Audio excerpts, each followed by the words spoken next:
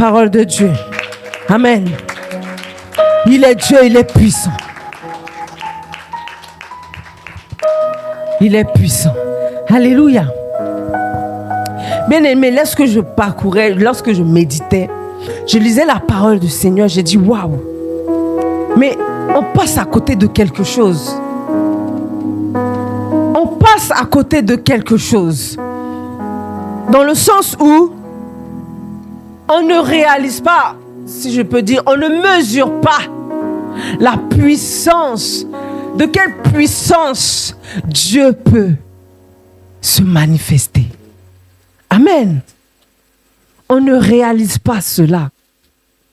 C'est parce qu'on ne réalise pas cela qu'on le limite en fait. Amen. Parce que lorsque tu... Bon. Amen. Je vais m'arrêter là. Parce que je vais y arriver dans mon message. Alléluia. Amen. Bien aimé, le thème de cette année est « Vous saurez que je suis l'Éternel ». Mais mon sous-thème est « Il est le Dieu de l'impossible ». Alléluia. Sans le savoir, je rentrais dans mon thème. Alléluia. Il est le Dieu de l'impossible. Amen. Et nous allons le démontrer. Nous allons l'expliquer pourquoi il est le Dieu de l'impossible ce matin. Amen. Alléluia. Nous allons prendre la parole de Dieu dans le livre d'Exode 18. Exode 17, verset 8. Amen.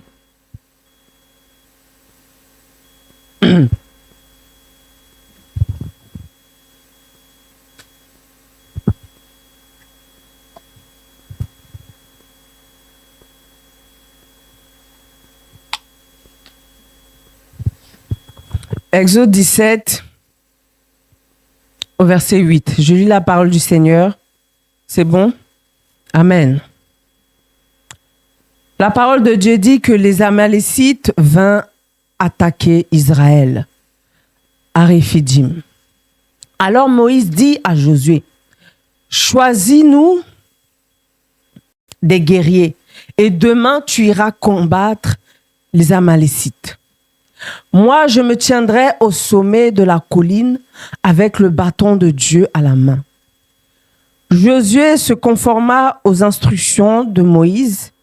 Il alla combattre les Amalécites, tandis que Moïse, Aaron et Our montèrent au sommet de la colline. Or, lorsque Moïse levait la main, Israël avait l'avantage dans la bataille. Et lorsqu'il la laissait retomber, Amalek l'emportait. Comme les bras de Moïse se fatiguaient, Aaron et Our prirent une pierre qu'ils plaçaient sous lui pour le faire asseoir dessus. Et lui soutinrent les bras, chacun d'un côté. Ainsi ses bras tinrent fermes jusqu'au coucher du soleil. Et Josué remporta la victoire sur les Amalécites à la pointe de l'épée. Alléluia. Amen. Bien-aimés, bien avant d'arriver là, nous devons savoir que le peuple d'Israël était en captivité. Alléluia. La parole était en captivité pendant 430 années chez Pharaon. Mais voici que Dieu conduit son peuple dans le désert pour délivrer son cœur toujours esclave. Alléluia. Il fallait que Dieu change le cœur de son peuple. Après avoir démontré aux enfants d'Israël qu'il est fidèle à pouvoir, eau et nourriture pour son peuple, jour après jour dans le désert, voici que Dieu veut enseigner encore son peuple. Alléluia. Dieu veut enseigner à ses enfants qu'il n'est pas seulement le Dieu qui pourvoit, il est également le Dieu qui protège. Alléluia. Et c'est ainsi que Dieu réalisa plusieurs choses durant la traversée du désert. Amen. Dans un premier temps, Dieu a permis que son peuple puisse traverser la mer. Alléluia. Là où les choses étaient impossibles, Dieu, il a permis que cela soit possible. Je ne sais pas si tu te rends compte que si ce n'était pas Dieu, quel être humain, quel homme pouvait réaliser cela?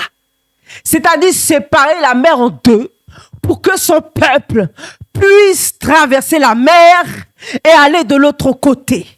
Amen. Et ensuite la refermer derrière son peuple. Quelle histoire! Si ce n'est le miracle de Dieu. Ensuite encore, lorsque son peuple, après avoir été délivré, oui, libéré de l'esclavage, dans le désert, il n'y avait ni eau ni nourriture. Alléluia. Mais Dieu encore là se manifesta. Amen. Et Dieu pourvut encore. Dieu pourvut encore pour son peuple. Dieu a emmené la nourriture là où il n'y avait pas la nourriture.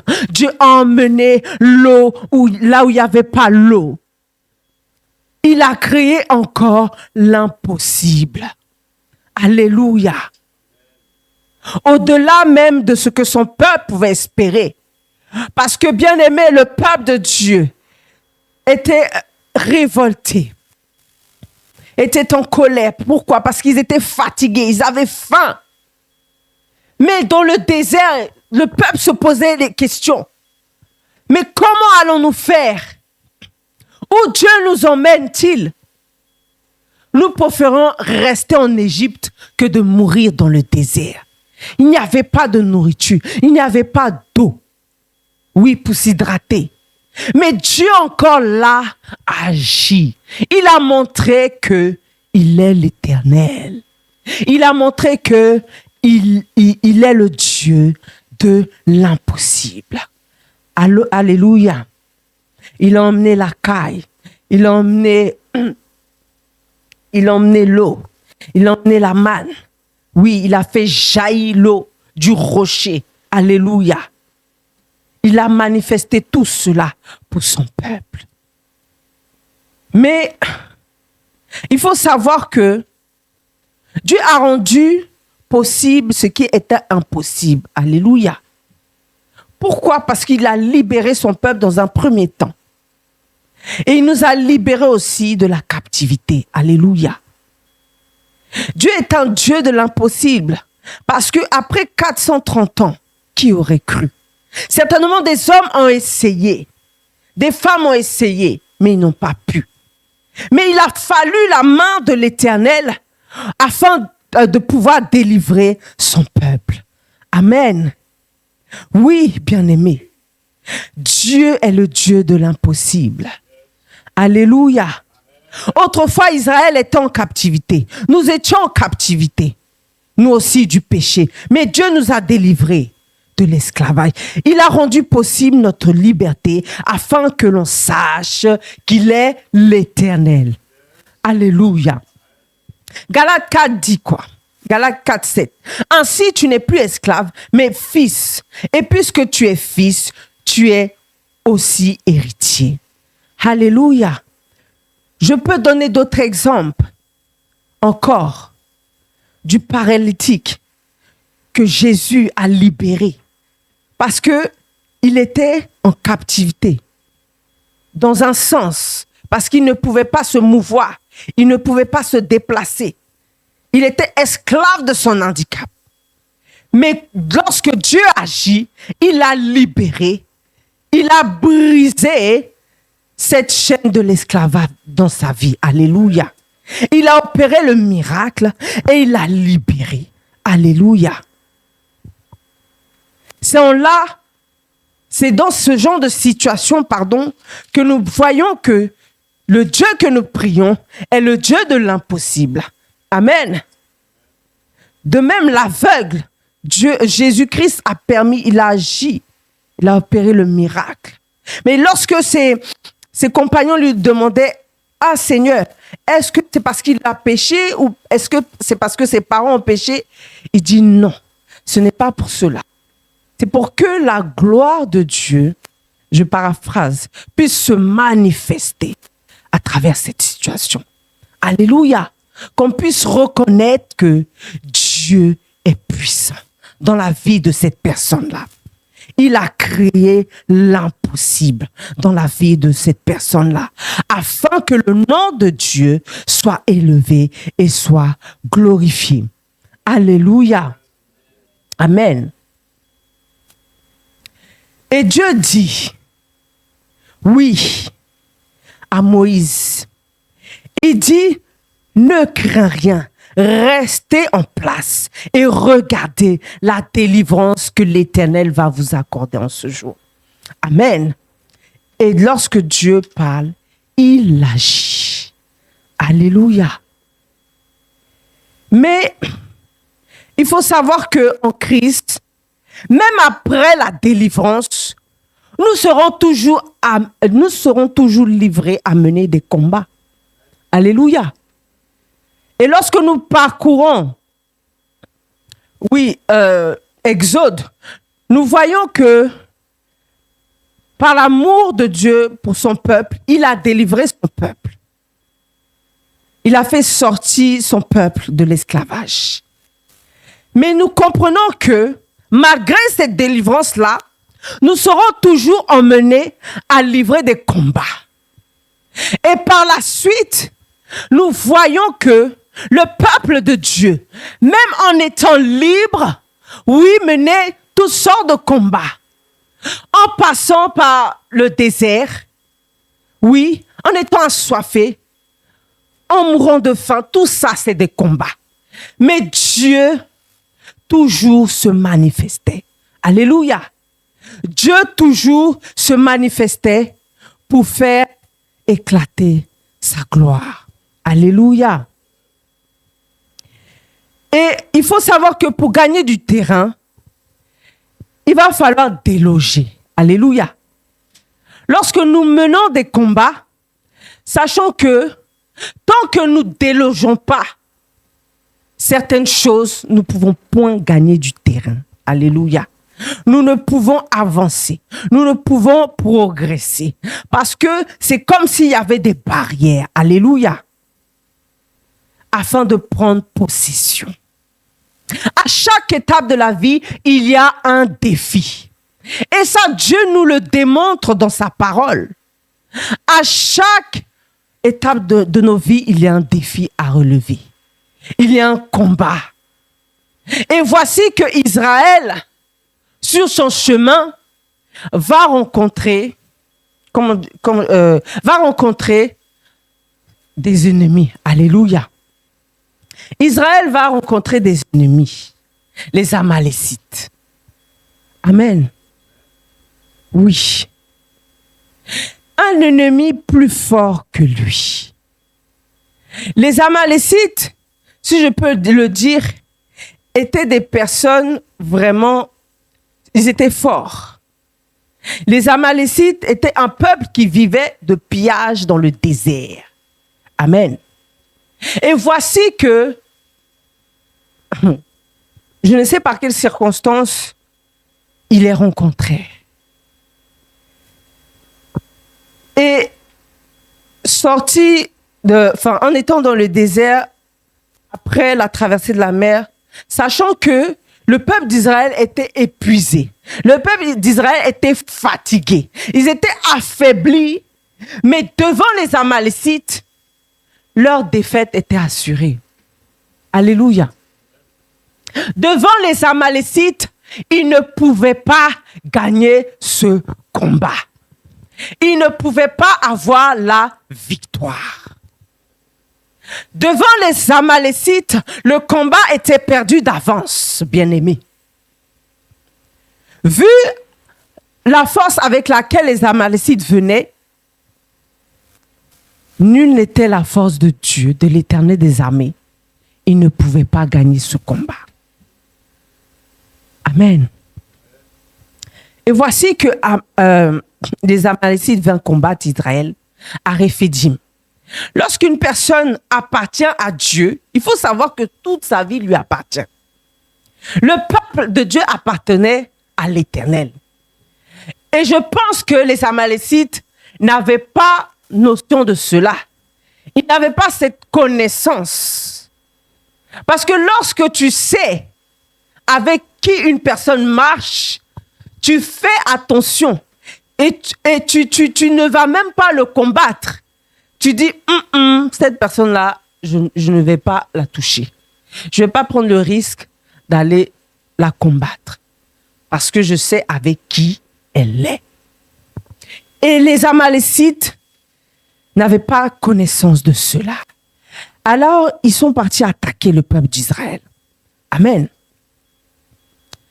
Et c'est alors que Dieu va rentrer en jeu. Alléluia. C'est alors que Dieu va faire éclater sa gloire. Oui, et faire connaître aux hommes qui il est. Qui il est. Alléluia. Parce que la Bible dit que dans le livre de Psaume 46, arrêtez et sachez que je suis Dieu. Je domine sur les nations. Je domine sur la terre. Alléluia. Dieu dit que il est celui-là qui domine sur les nations. Il est celui-là qui domine sur la terre. Et Dieu a prouvé qu'il est celui-là qui domine sur les nations.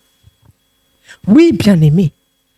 Parce qu'il est celui-là qui a conduit Israël, afin que Israël puisse avoir la victoire.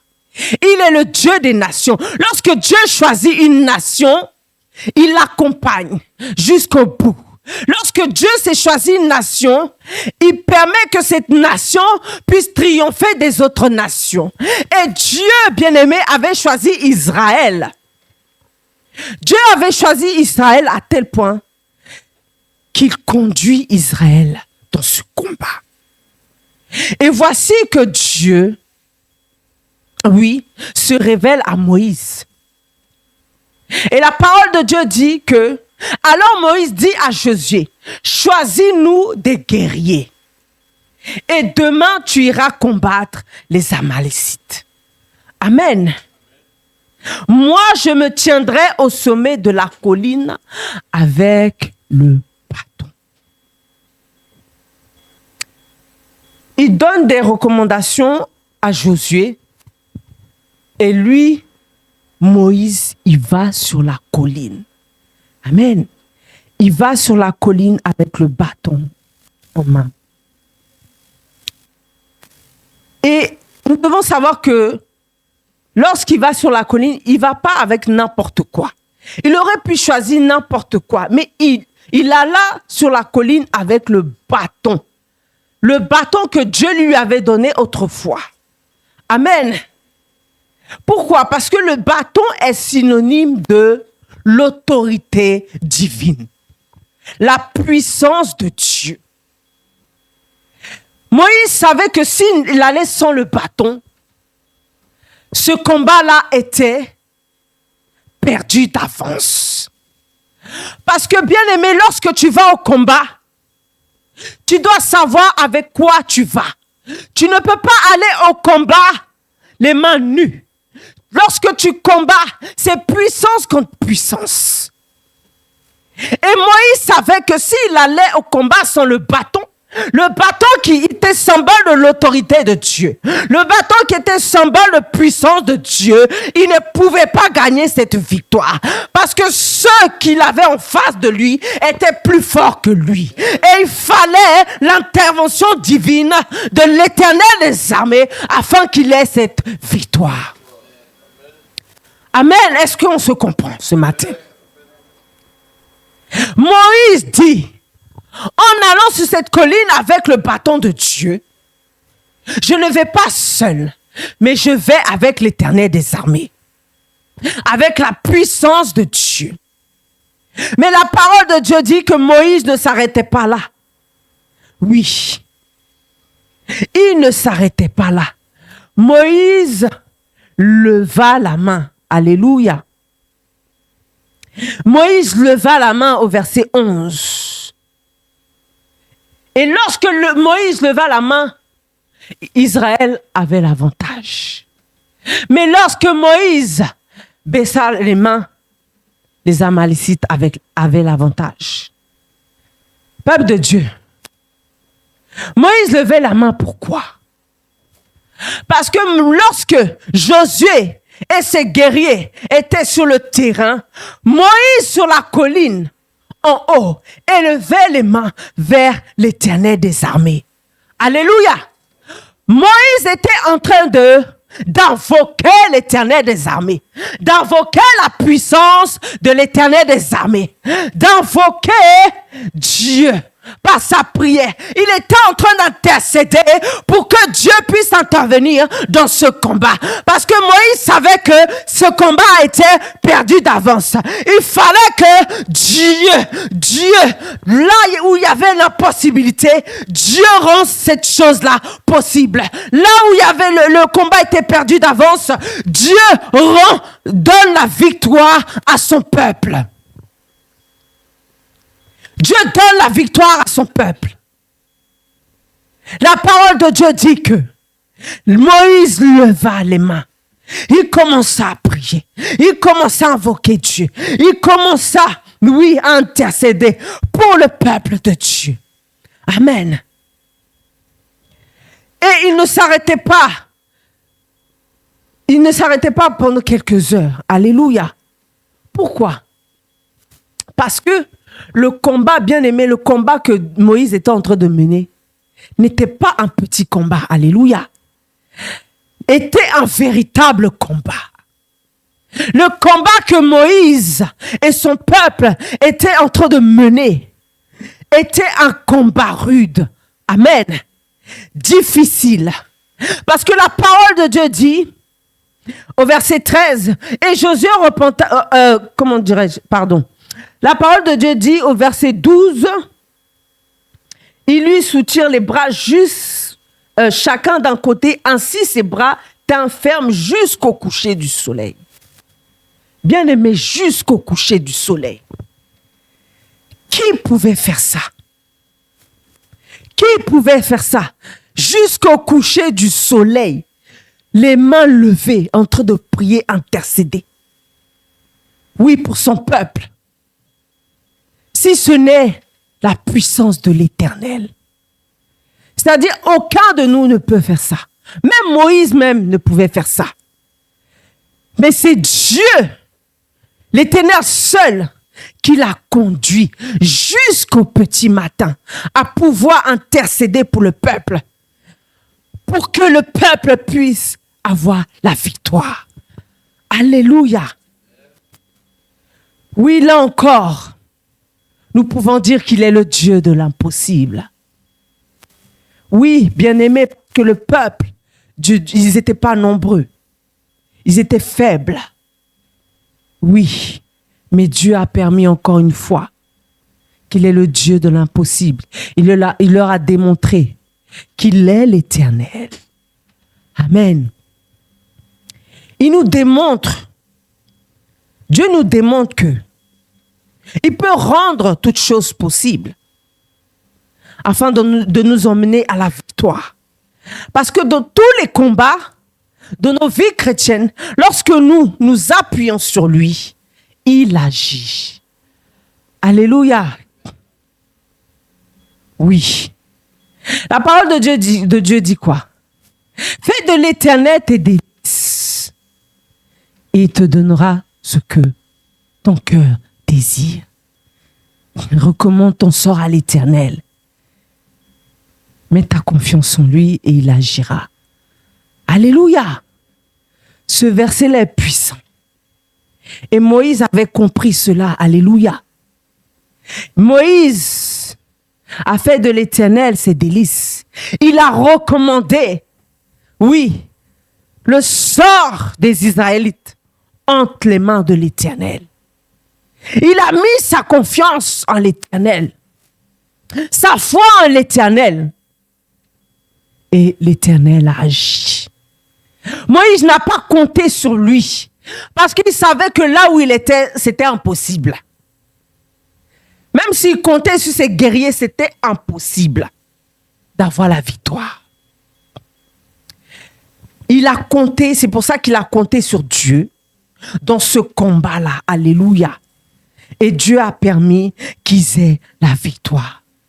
Bien-aimés, tout cela, tout ce qui s'est passé, sache que cela n'est pas anodin.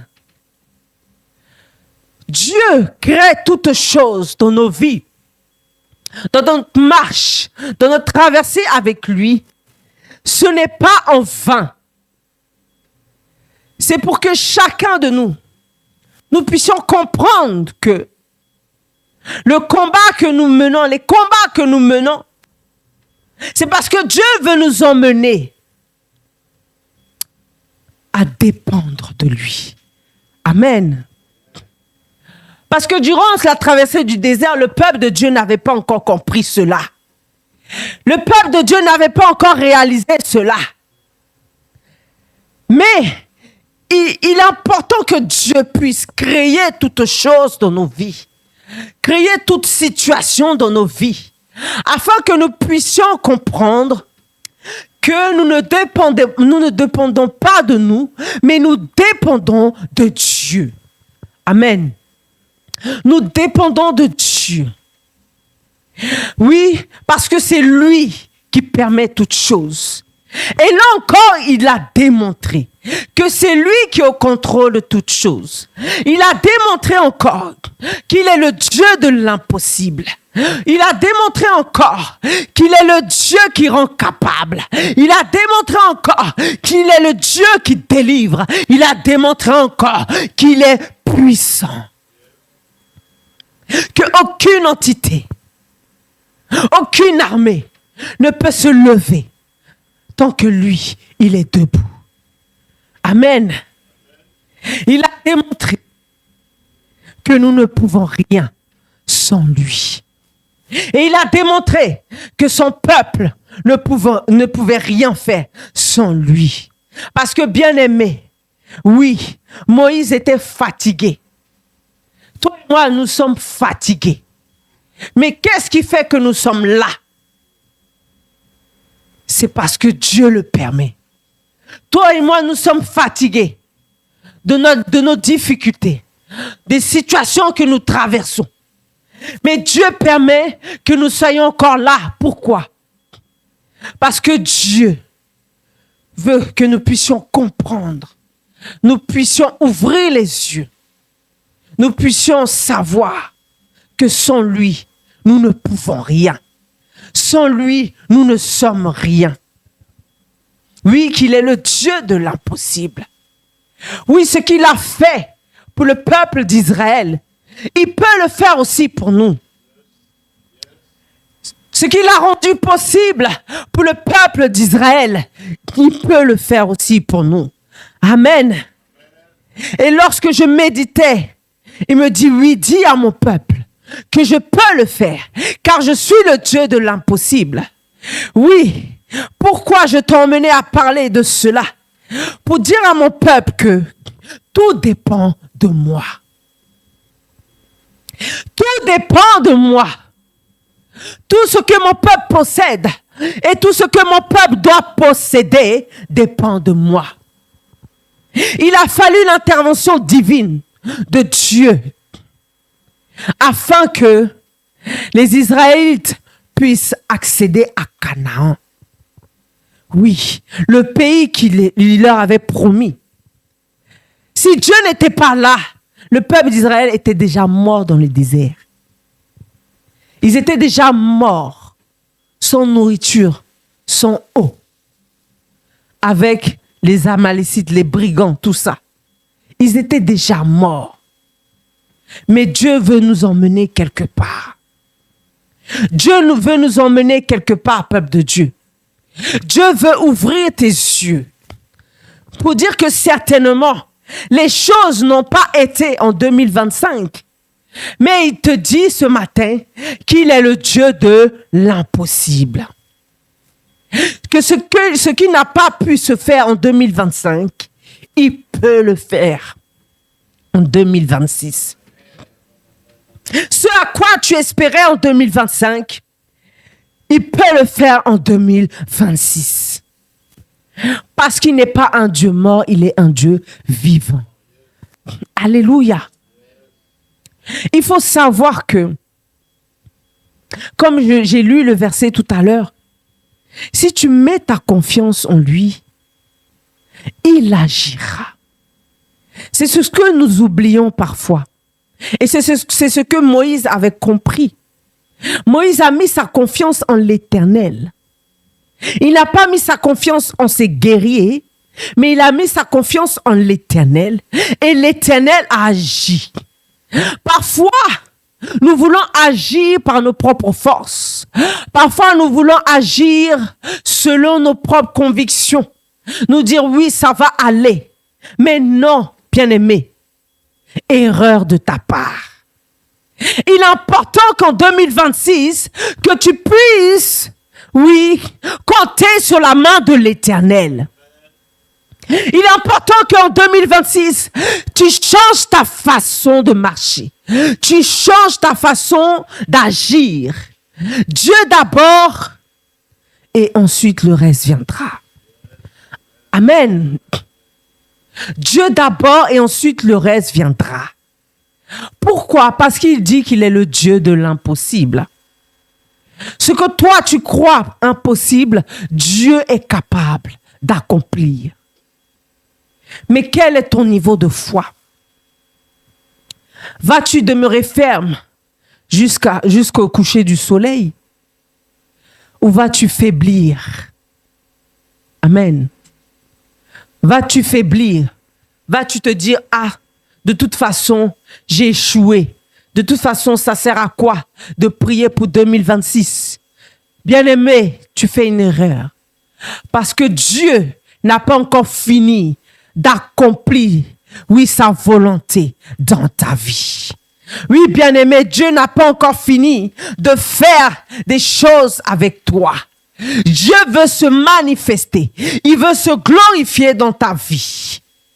Il dit qu'il est le Dieu de l'impossible, pardon. Il est celui-là qui rend possible toutes choses. Il est celui-là qui emmène à l'existence ce qui n'existait pas. Il dit qu'en 2026, lui, il est capable d'emmener à l'existence ce qui n'existait pas. Quel que soit le domaine de ta vie, il est puissant. S'il a été capable d'ouvrir la mer en deux, afin que le peuple soit libre, il est capable de bien plus dans ta vie. Alléluia.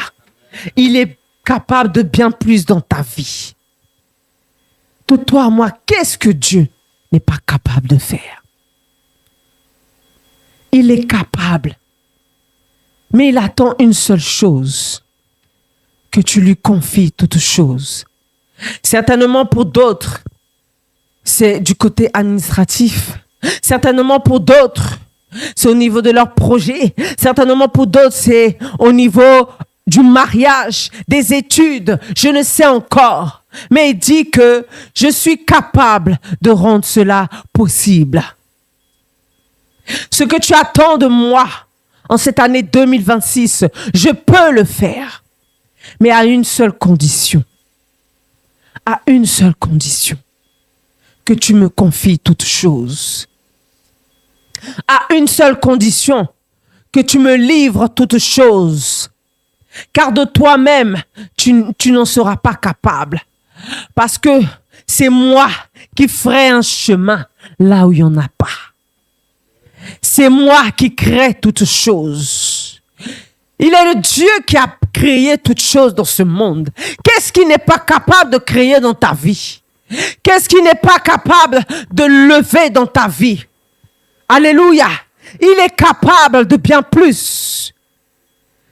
Oui, si c'est lui qui a créé une source d'eau dans le désert, qu'est-ce qui n'est pas capable? Je méditais et je disais, waouh!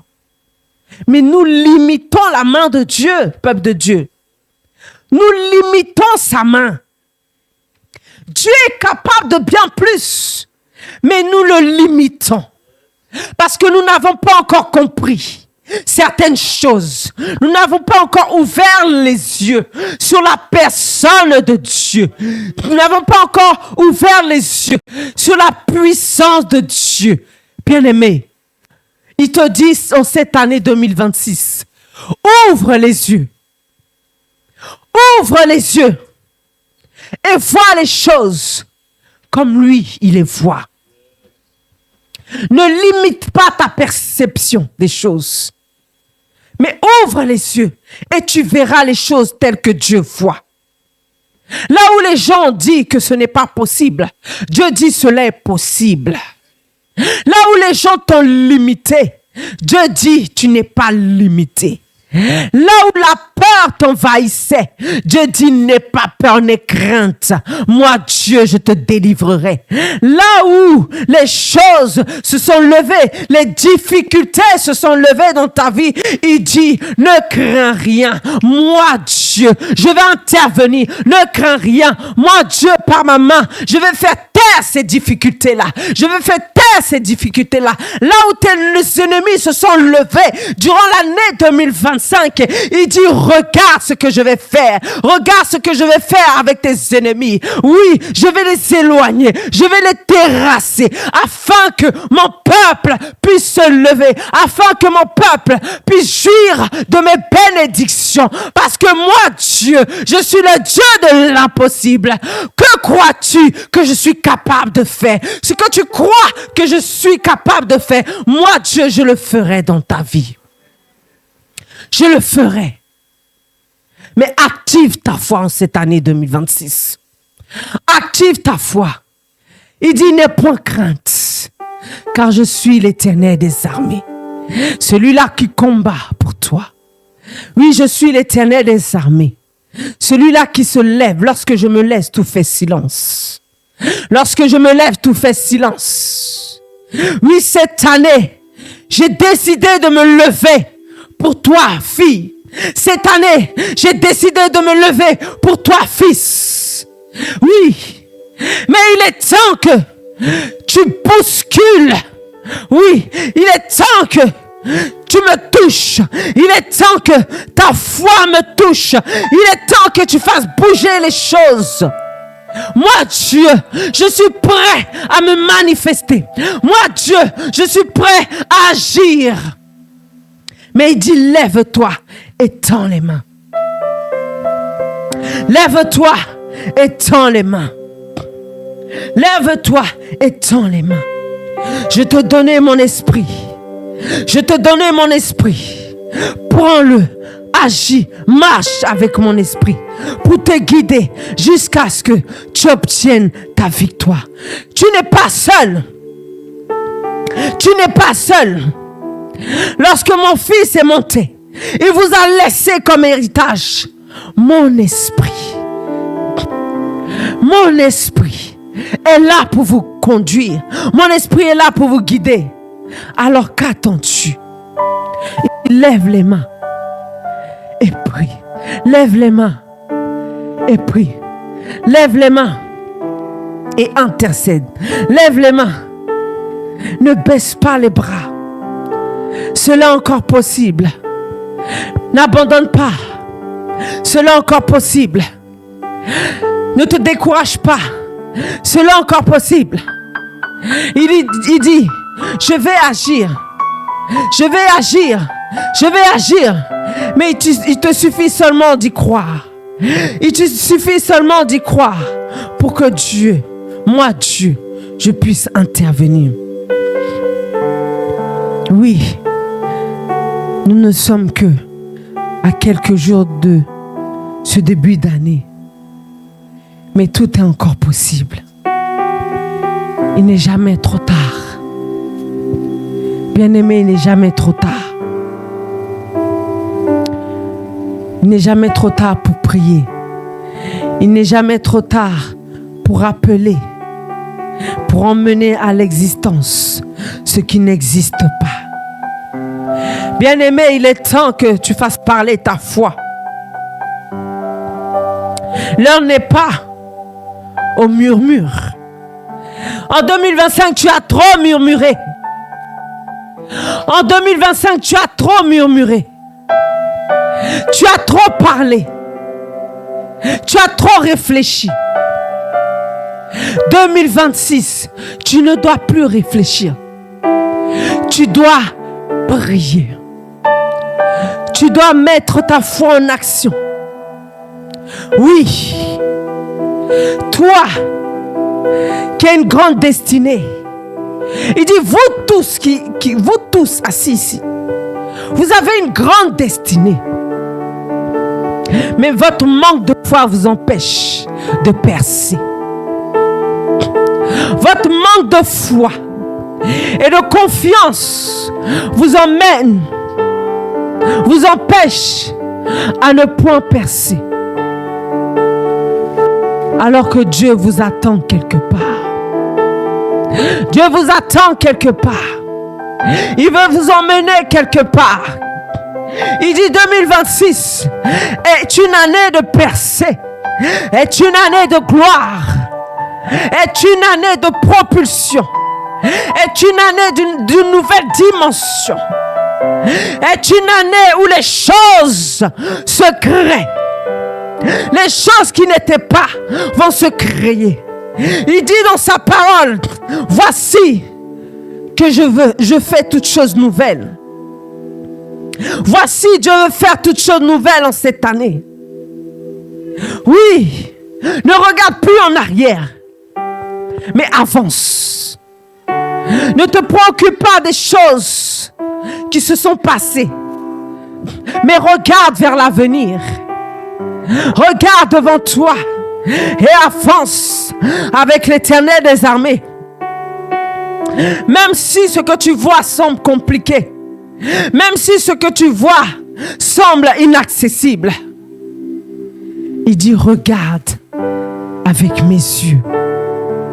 Regarde les choses avec les yeux spirituels et non les choses charnelles. Oui, ce matin, bien-aimés, nous allons nous lever et prier ainsi.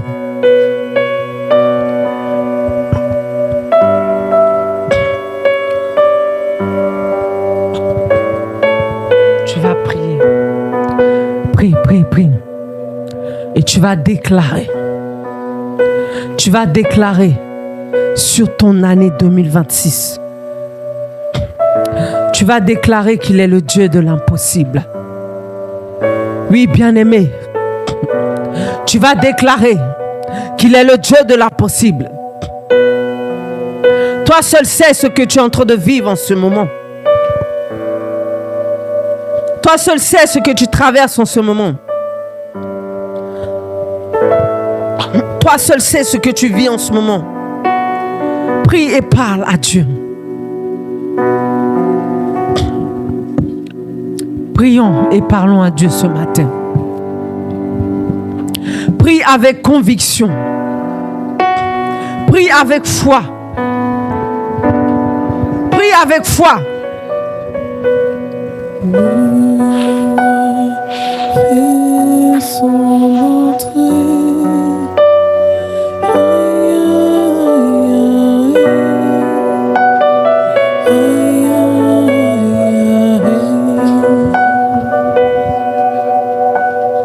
Le